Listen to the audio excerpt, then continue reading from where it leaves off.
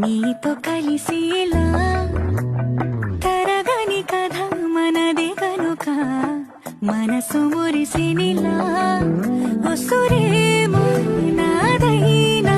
నడిపేది నీవుగా కసురైనా విసురైనా విసుగైన రాదుగా పింఛం విప్పిన వెలిగి వల్లే తొలకరి జల్లుల వేగం వల్లే అలజడి హృదయం ఆడిన కూచిపూడి